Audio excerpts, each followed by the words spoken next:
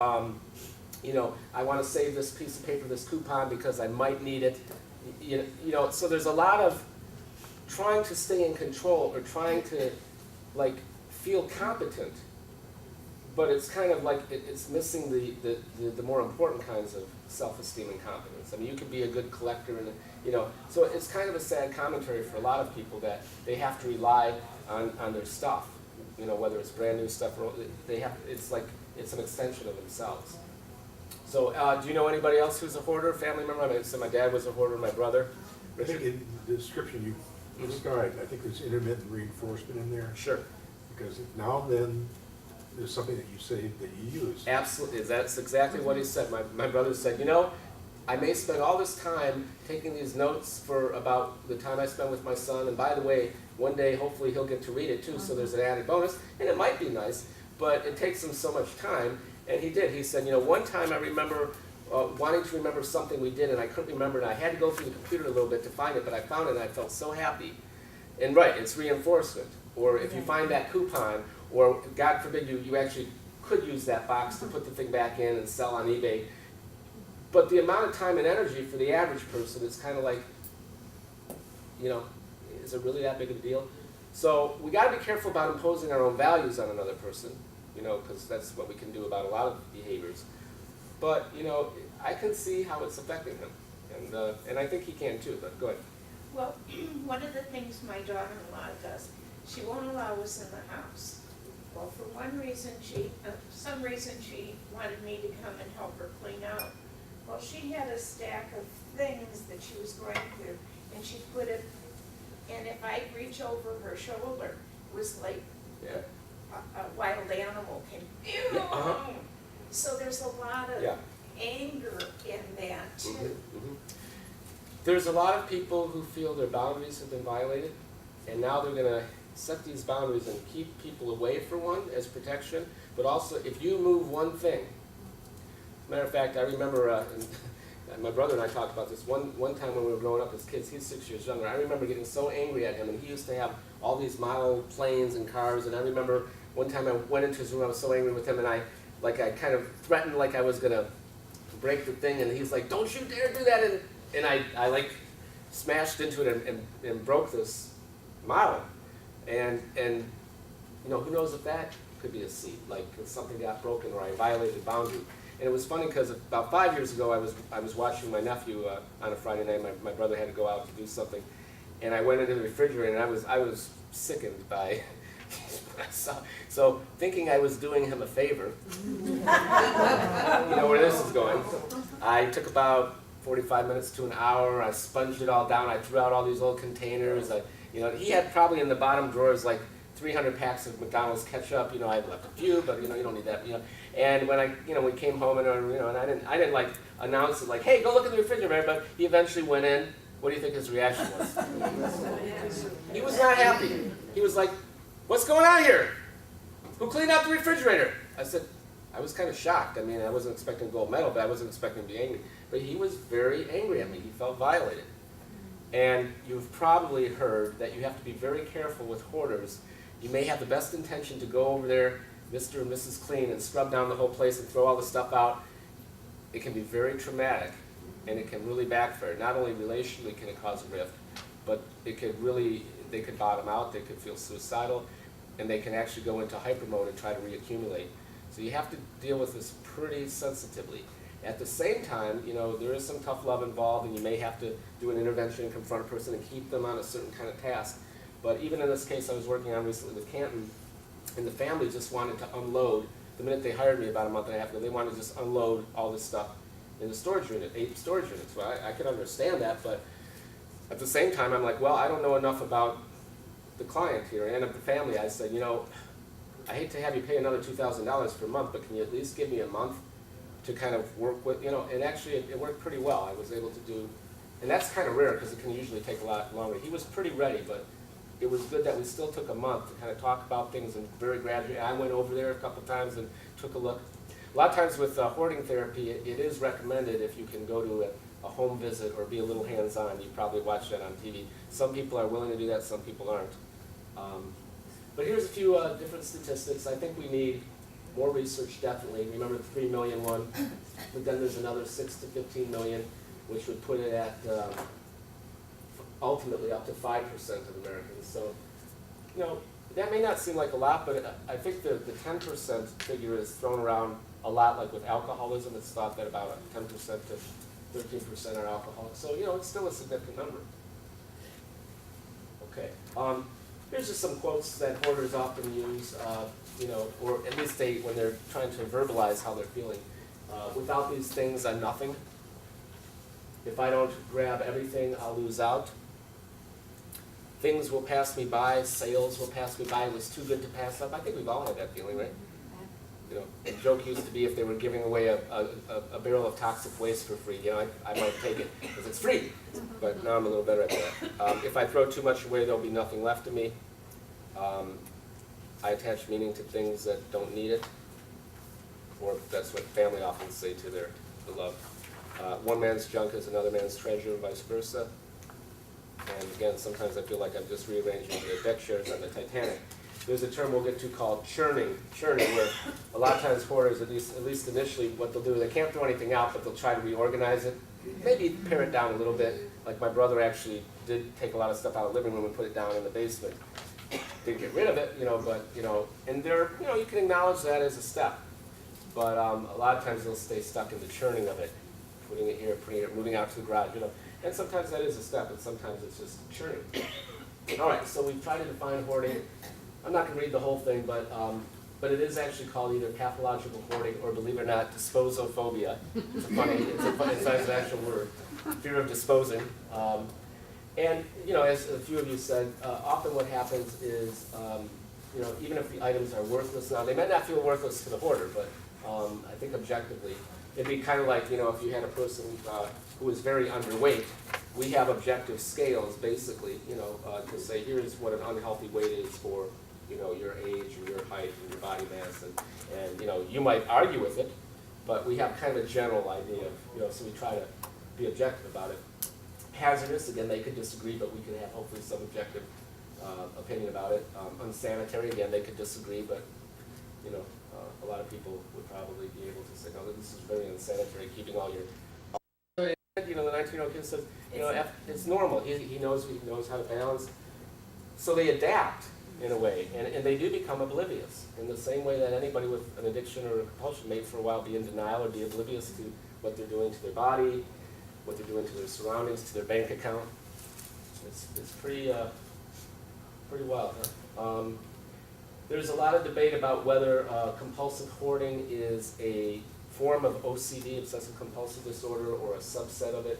And I think the DSM-5 is coming out, I think, in 2013.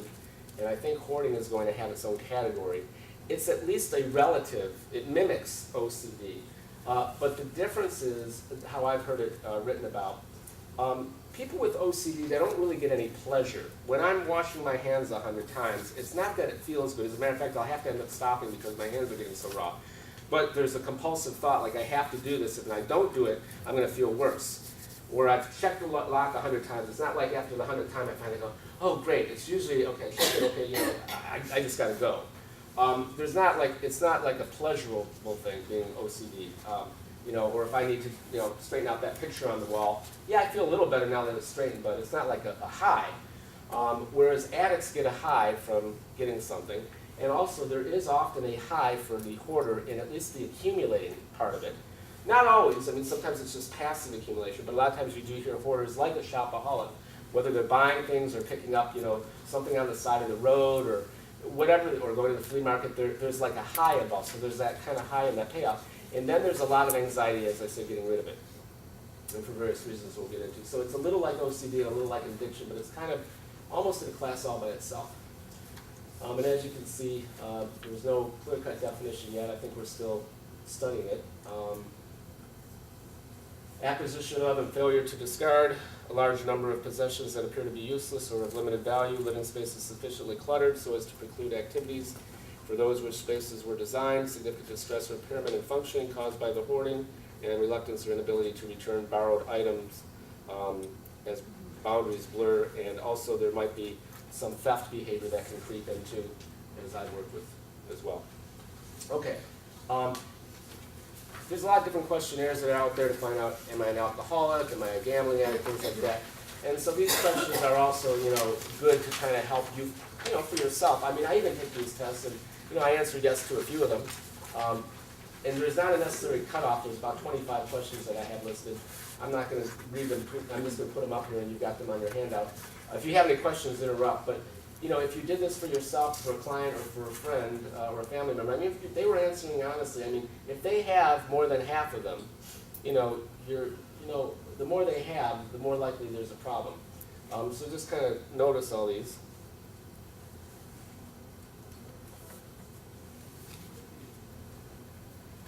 Terry, Yeah. can I ask a question Please. about the unsanitary Sure. condition? Is that really a byproduct of all the stuff, or what's the function of that? Of the unsanitary part? Or it's just, there's so much mess, they're overwhelmed? Well, yeah, usually it's that. And it's funny because some people, early on in life just don't have a high regard for sanity anyway, so they naturally just it gets worse over time. But somebody, even like my brother, who was really almost like a clean freak at one point, but then suddenly kind of started to go the opposite direction, that can happen too, particularly after a trauma or a loss. And they're not really aware of it, or they might be, but they're almost immobilized because the anxiety of even getting rid of a pack of ketchup or clean, it's very bizarre. But there's a paralysis actually, because when they start to clean or throw things out, anxiety comes up. And so we'll get to later, I mean, it has to be treated, often with medication and specialized therapy and a lot of family support. If you have family pushing too hard or yelling at the person out of frustration, I mean, that happens a lot, it actually, it paralyzes the person even more. And because there's a lot of autonomy issues and rebellion issues, it can be a power struggle. But the unsanitary stuff doesn't always happen with hoarding, but invariably, to varying degrees, it will at some point, because if there's so much clutter, dust gets under there, there can be bugs, there can be mice, you just don't know. Obviously it can be worse if there's hoarding of food or hoarding of animals, but you'd be amazed. Fire hazard, mold, tripping, things like that. So here's all these different things. This is a real good. Do you have difficulty making decisions about what to do with your possessions, daily living? I find a lot of people they have a difficult time making decisions, and this is true for my brother and a few of the other hoarders. They're kind of passive. They just feel constantly. They're big procrastinators. Procrastination is kind of a co-occurring disorder with this. If you're having to rent storage space, I wouldn't say as a blanket statement, but I think kind of in our culture, people are buying these bigger homes, the McMansions. Now you get real good deals on real estate, but that whole trend of filling up your space, buying this big home. I mean, how big a home do we really need? And then, I mean, how many people really need a storage unit? Maybe on a rare occasion for something. I actually have a friend who's like a financial advisor, and she's got about 6 or 7 different storage units throughout the country, in different places where she's lived, and bought furniture for the different places, and was undecided about what to do with it. And she must be paying yearly, on 6 different storage units throughout the country. I'm going to interview her for my book too, because it's pretty interesting. I mean, I couldn't even imagine doing that. Because she could have bought and sold furniture wherever she needed. Well, yeah, and then what happens is, as you can probably guess, it's kind of like owning a stock. Once you're invested in it, it gets hard to let it go because you've already paid on it, and you've thought about it, and and you get more of, so it becomes like you get trapped. And then the thought of letting it go after you've spent all this money and all this worry and all this time. Have you worked with many depression babies? Because my family Mm-hmm. member is a depression baby, and what Yeah, great this people- person's yeah. been able to say is, That's- we were very poor, we had very little, and unlike some of the things, super organized, super highly, but when somebody cleans a room out because the roof had a leak, and you find out that there's more possessions in one sink, every nook, every cranny, Right. it was just phenomenal. And that was when I said, Yeah. are you gonna get rid of some of this stuff? And that person Well, went, no, Mhm. and that was when I knew, wow, this is more of a problem than I ever thought it was. Yeah, that's a good point. I mean, how many of you, either of yourselves or you have family or you've had clients who, if you grew up during a certain time when, there's a lot of economic turmoil, we're going through that right now, probably we're going to be breeding a whole nother generation of hoarders because times are tough and people are, having to be pretty thrifty now. So sometimes that won't go away for people. There's always that fear mentality. You know, you've probably heard stories or maybe even known people who may be multimillionaires, but they're living as if, or acting as if, like they're poor, like, because they're worried that it's all going to be taken away. Even Will Smith, the actor, was on Oprah maybe about 5 or 6 months ago, and one of his comments was that even though he's very wealthy now, and his wife is also well-to-do, and the kids are even making money, you know, he still at times feels very afraid that one day it's all going to disappear, because he grew up so impoverished and lacking. And so that can happen to a lot of people. Yes? The other thing I was gonna say, you can't tell by looking at a person. No. My daughter looks like $1 million. Absolutely. There's Neat, clean, beautiful, Mhm. and you'd never believe she'd walked out of that house. Right. As a matter of fact, the gentleman I'm working with, who is the primary hoarder in this wonderful family in Canton, I mean, he dresses nice. He worked for Ford Motor Company for a while. He was the church treasurer. You would never have suspected that he was living a secret life. And partly his story was particularly, he was always a bit of a shopaholic, which in England is to make up for a lot of poverty that he grew up with. But also his mom died when he was young, his father kind of abandoned him. So he was kind of a loner. And he was the kind of guy who would be very passive with his wife. You know, they got married, the wife wanted to have kids right away. He really didn't want to have kids right away, but he, you know, kind of went along. So, anytime she wanted something for the home, he would, chip in and buy it. And his story was anytime he wanted anything, she would put up a little bit of a fuss. So he just became very passive, and he started engaging in secret shopping. And then when he was retired a few years ago, his income went down, but they still had credit card debt. So actually, he ended up embezzling money from the church. And then he actually, with the money that he embezzled, he was shopping with it, but he couldn't bring it into the home anymore because his wife didn't want it in the home. You know, she didn't want a lot of clutter. Plus, she would have suspected, where are you getting all this extra money? We're on a retirement income now. And so he rented storage units unbeknownst to him and paid for the storage units with the stolen money and went out and shopped for a lot of just weird stuff. A lot of it was very nonsensical, and it was very disorganized on the one hand, but he would buy these plastic bins and put them, it was out of control, and that went on for about 5 years before the church found out that he embezzled, and the shit hit the fan, and the wife found out about the storage units. I mean, it was really a kind of a very complex case. It's been kind of fun for me because I work with shopping addiction, I work with employee theft, and I work with hoarding, and I see how they can all interrelate. But Sherry, Yes. isn't the anxiety building up there?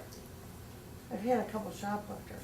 I mean, Yeah. it's high risk, and they hit an adrenaline rush Yeah. when they successfully do it, or Yeah. in hoarding, or Well- like this guy you're talking about. Well, he didn't have a voice in the relationship, and he was going through a lot of things that he was pretty unconscious of, and I think there were a lot of old abandonment issues going on and things like that.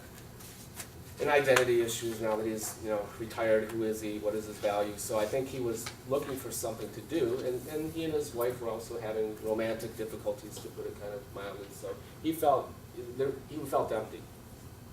And so the shopping and this collecting was his secret outlet.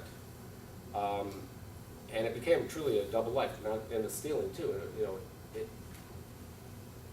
He was somewhat anxious about it. He knew he had a problem because I asked him, "Did you ever think at any point to ask for help from anybody? That did you know you were kind of out of control with the stealing?" And he says, "There were moments, but a lot of times I was like on autopilot and I was just driven to do it.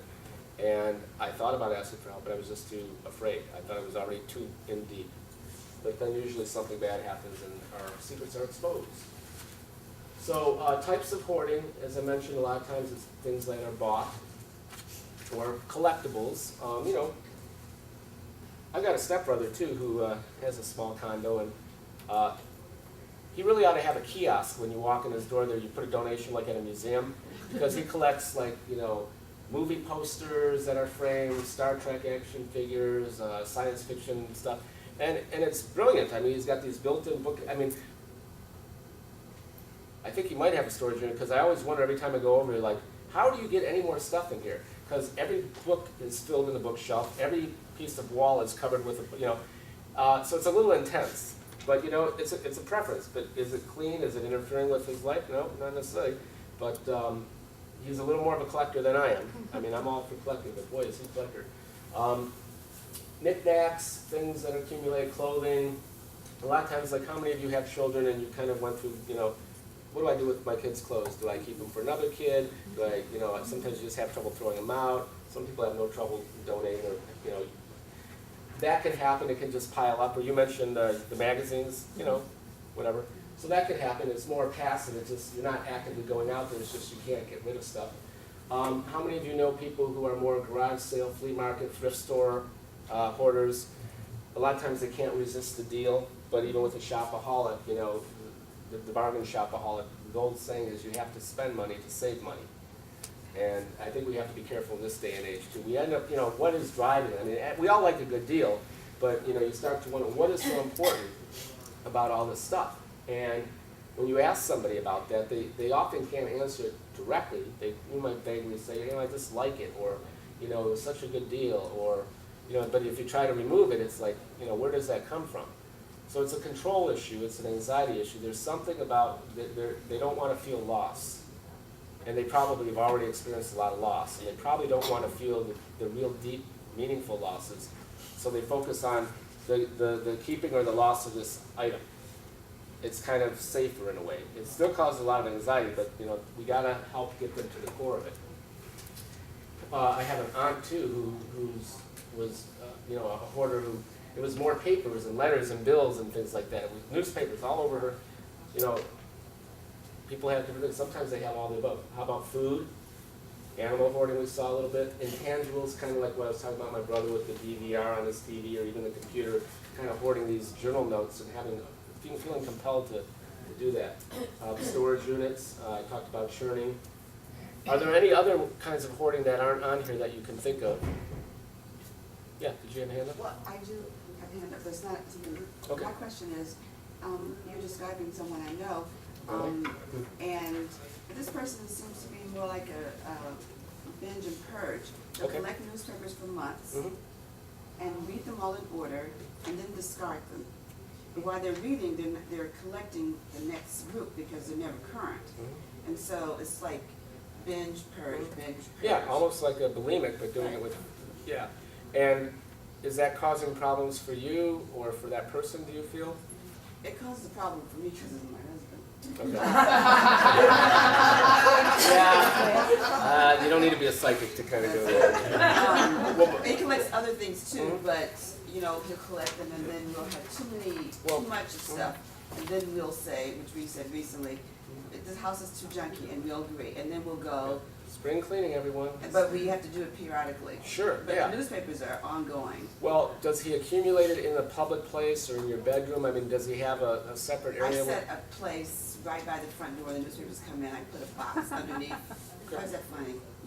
Well, no, I mean, Oh, okay. we're I thought laughing maybe- with you, I not thought- at I you, thought but I maybe mean, that's something. no, that was it's creative. Oh, I created a box, Yeah. so the newspapers aren't everywhere, Yeah. and then I just put them in the box, and Right. so they're all collected, because you have to be sure they're all there, Mhm. otherwise, you know, there would be some kind of emotional trauma, and so they're all there. Right. And then he takes them Yeah. and reads them all, and then the box fills up again, and then it's a cycle. Well, so remember, people have their quirks, and as we'll talk, there's different levels, and sometimes we've got to kind of just accommodate some quirks, because you may have a different way of operating, or I don't know if there's any, does he ever have any complaints about your behavior or anything that you? Of course, Yeah. if I move something. Oh, yeah, okay, right, yeah. I think we were kind of laughing because it almost sounded like you were taking care of a pet or a child. Well, put these in the boxes for you. But you know, part of it actually, because there's also a term called chronic disorganization.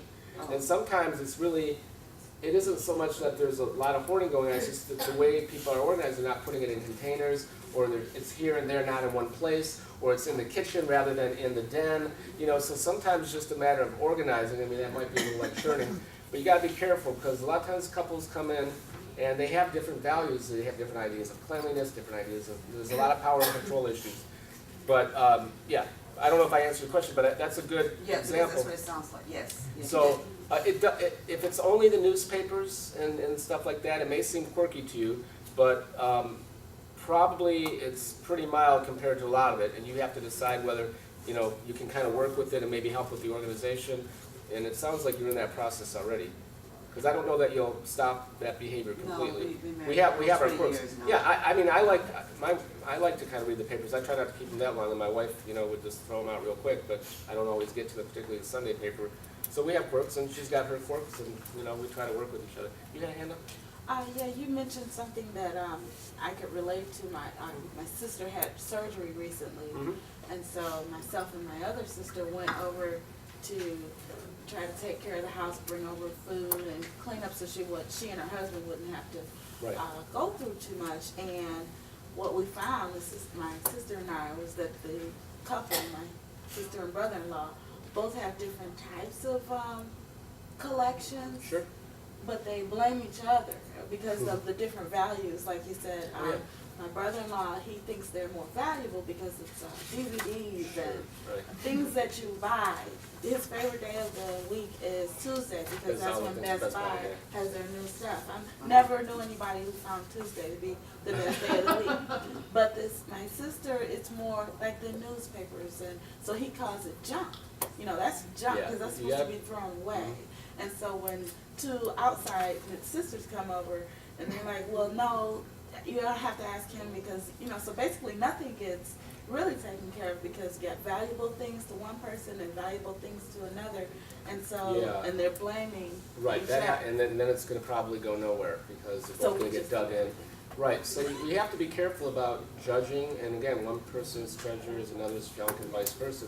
So we're not just talking about quirkiness, I mean, but we're talking about if you need to intervene or really, you know, try to get somebody help when, I mean, it's getting to the point, you have to kind of weigh, you know, is this just your personal preference or is this really a problem?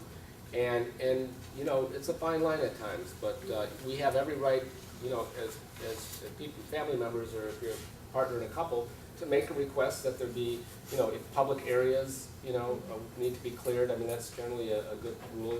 You know, this is a public area where we're going to entertain people, or I'd like to entertain people. Maybe you don't want people over. We've got to negotiate this, or, you know, if you want to have this stuff, and if it becomes a matter of a fire hazard or setting, then you have to set alarms. They may get very defensive or whatever, and you might have to then, you know, bring in a little team of people to talk to people, or you might have to say, you know, I want you to talk to somebody. But The Clean House show that Yes. started out, Mhm. they don't ever use that word. It seems to me, I've never They seen never the use the word hoarding what? show, hoarding. Yeah. They dance around the subject, Yeah. and that's what I see in that, I've only watched it a few Mhm. times, but they do that, it's their fault, they don't always identify one person. Right. But it seems to me that that's absolutely the same thing that you're talking about. Oh. It's just not as extreme as the hoarding Right, shows right. are, Yeah. but that's what it is, and it what do would they be- call it? I've only watched that from. they They don't don't really, they Do just. they call it clutter? Do they call it mass, disorganization? Craziness, meshes, all kinds of words Yeah. for it, but, the interesting thing would be after they supposedly get this whole new house, statistically going back 6 months later, Right. did it really stay? Did Yeah, it really address? Yeah, and what do they say on that show? Do they say it gets recluttered again, or? They typically? don't always, every once in a while they'll do a follow-up, but I don't watch it enough Yeah, to know, yeah. but it's usually a one-time come help us. Well, right, that's why, you know, when the family thinks that they're solving the problem by cleaning the house, it's only a temporary fix. They're not actually really working with the person. The person's the issue. And even if they got rid of all the stuff, the family, and the person did not reaccumulate, rarely is it a helpful thing because they really often feel very put upon, very controlled, very hurt. You gotta be very careful about this stuff. And yet, you can't drag your feet either. I mean, if this is really a problem, and with any intervention, you try to get a person to say, I love you, I care about you, this is a legitimate problem, maybe we watch this program together, let's find a therapist, let's do some meeting, let's get you waking up. And then a lot of times people will acknowledge a problem, but they're still having a real hard time letting go of it. So it is a process. Who had a hand up to? Yes? I'm thinking about people in my family and wondering where you draw the line